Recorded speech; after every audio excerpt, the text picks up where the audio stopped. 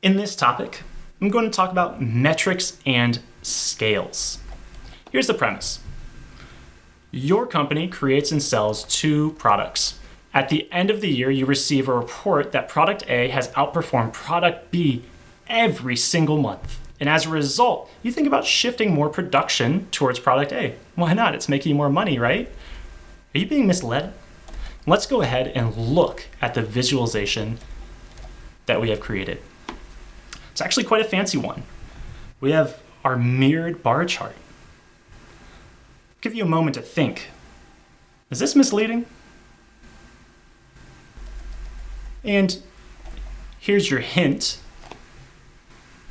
Do the heights of these bars match up with the labels, the numeric labels underneath them? Because to me, I can't really tell the difference between the height of the bar length 215 on the left with the bar labeled 175 on the right. They look the same size to me.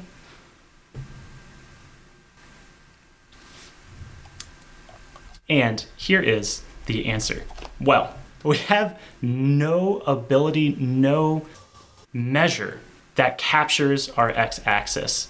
And so, although we had labels on our data points, since we cannot map those labels to something concretely on our x-axis, something that we know is tied across these 2 bars, these 2 sets of bars, we can't trust that the height of the bars on the right actually match up anywhere close to the heights of the bars on the left. And so, maybe what we need to do is include our x-axis. So I'll go ahead and I will turn our x-axis on. Okay, and we can see this. We can see that the bars on the right go up to 175, whereas the bars on the left go up to 200, but it looks like the 175 is further to the right than the 200 is on the left.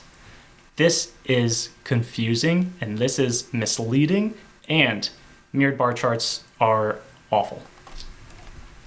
What we can do, if we're very much tied to the mirror bar chart, I would actually do a few tricks.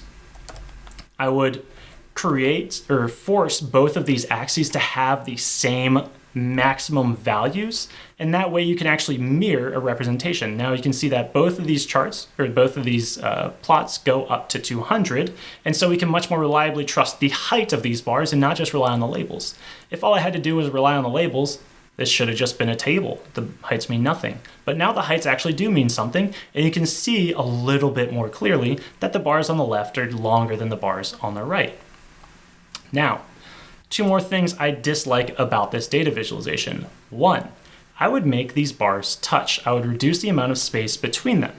And the reason for that is actually a very annoying perceptual illusion.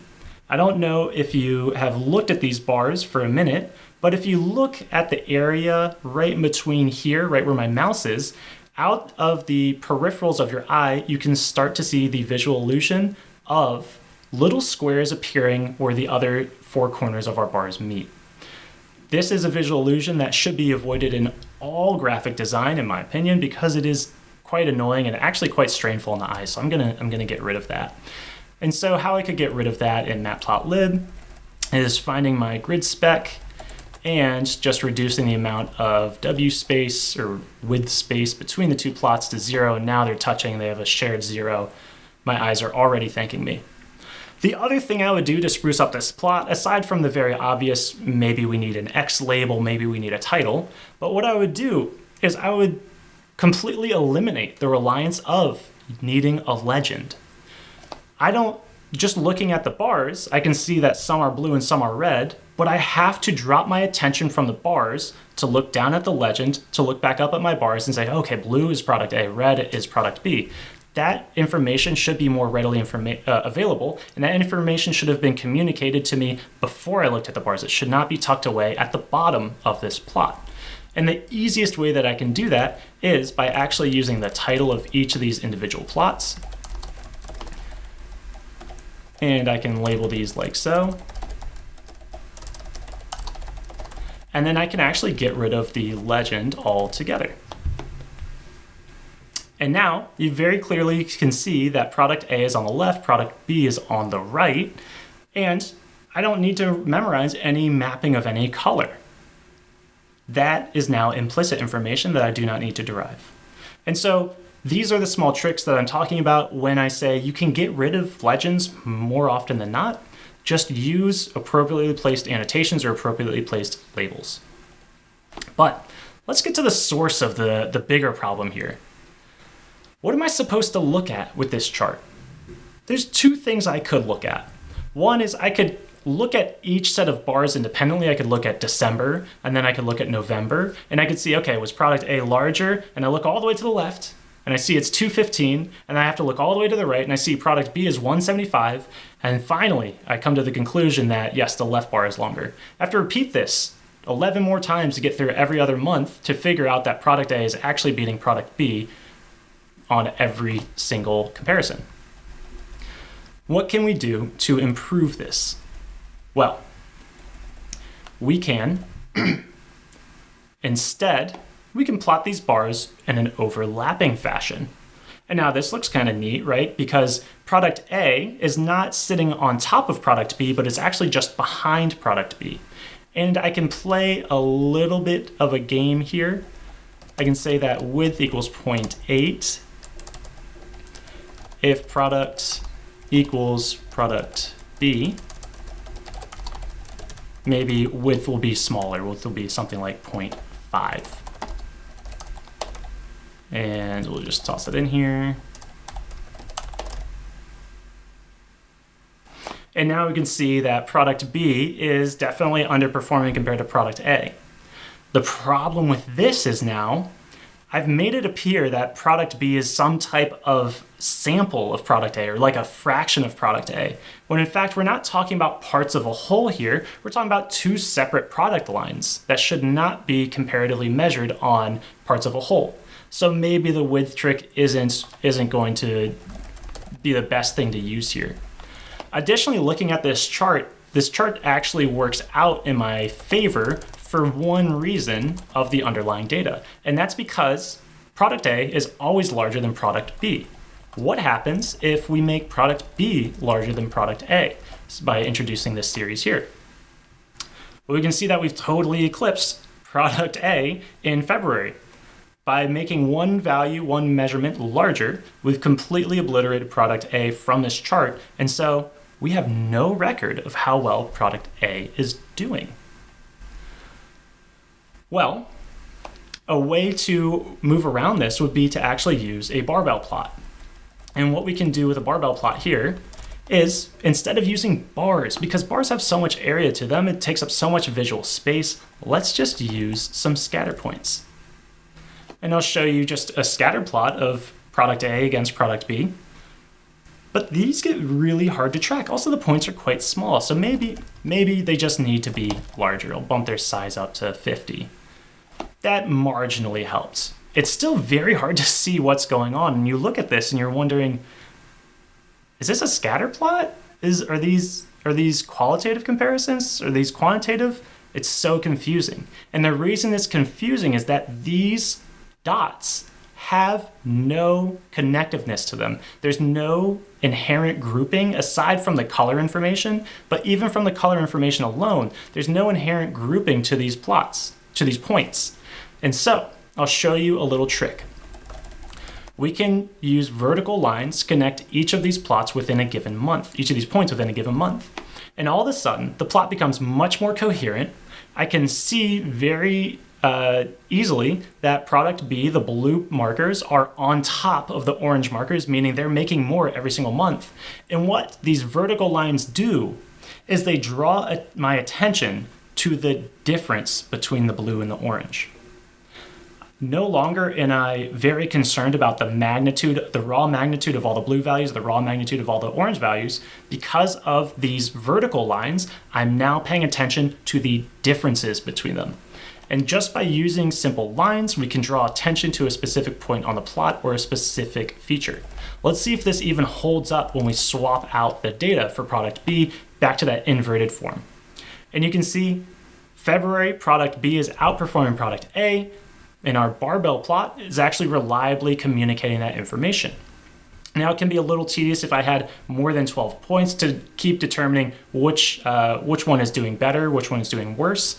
I could use maybe some type of line to communicate a positive versus a negative adjustment, but let's see how else we might want to represent this. If I'm talking about barbells and vertical lines, why not just use a line plot, right? Just a classic line plot. It should be pretty easy, right? Well, let's go ahead and take a look. And so you can see here I have two plots, and I'll actually go ahead and turn on my barbell plot on top. These two plots, the markers are the exact same. The circles are the exact same, but the lines that connect them are different. And notice how the lines that connect the points draw your attention to different features about this visualization. The barbell plot, as I emphasized earlier, draws your attention to the difference between the blue and the orange within each month. Whereas now the lines in the bottom plot draw your eye to the difference within the blue points from month to month, as well as the differences within the orange points from month to month, but not necessarily draws your attention to the magnitude difference between comparing the blue and the orange. This is a way that we can use visuals to draw attention to different metrics. Now, the other way that we can draw attention to different metrics is by simply using a different metric. And so this maybe won't be the most surprising, but I think it is something that's often forgotten in data visualization, is that you don't always have to plot the raw values. In fact, what I can do is I can derive a new value. Instead of plotting product A and product B, I can plot the difference of product A minus product B.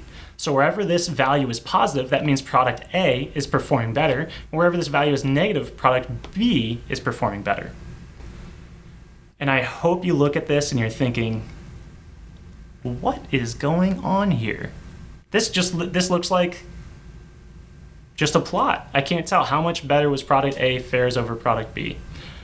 Well, that's because the line, or a standard line plot, is not the right choice here. What we can do is we can use a bar chart or an area chart, and I'll show you exactly what this does.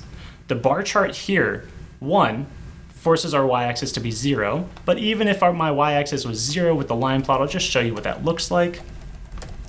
We'll see that it's still a confusing plot.